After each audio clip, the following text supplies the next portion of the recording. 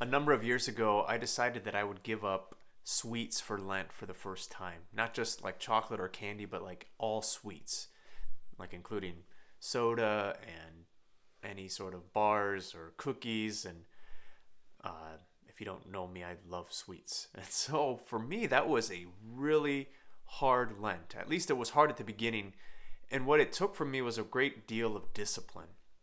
I had to decide really early on before Lent started that I was going to really hold to that I was going to do everything I could to not eat those things. So it meant that I had to think about my day before and think, okay, how am I going to refrain from eating this? Or if someone offers me that, then how do I politely say no to that? All of these things kind of come with those with a commitment like that. Like whenever we want to give up something, we have to figure out how we are actually going to live that out. And there's a good kind of connection there with what it looks like to live out our faith. Because faith is not something that just comes naturally to us.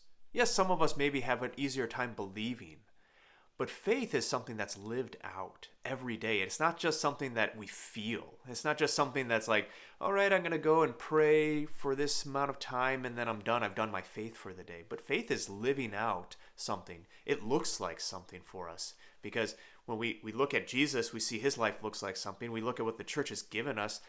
Life on earth with faith looks like something. And so it takes real discipline. The letter to the Hebrews said at the end of the reading yesterday and at the beginning of the reading today, so what I hear from that is it must be important, that it says to the readers that you have not yet resisted to the point of shedding blood. That sounds kind of serious, pretty severe.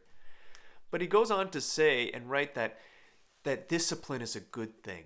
That God disciplines his children just like a good father would discipline his children. Any of you who are parents know that there's a level of discipline needed for children to understand and to learn boundaries.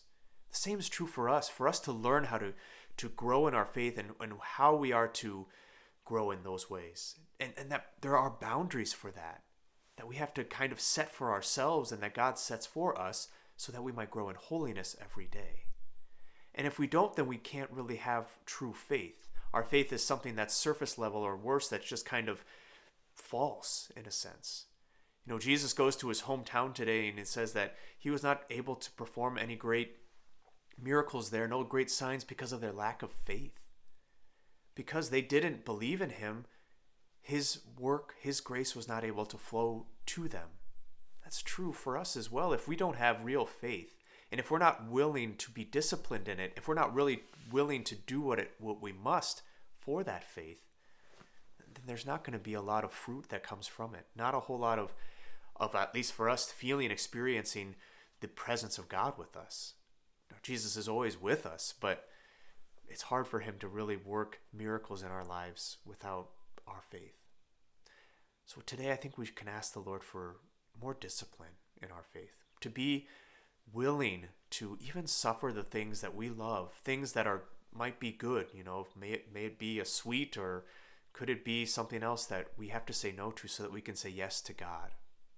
Remember, an idol is anything that if we were to lose, that we would feel like we are lost.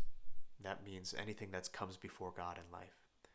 Let's ask the Lord for the grace to push those aside so that we might have faith in him alone and have discipline as we practice that faith.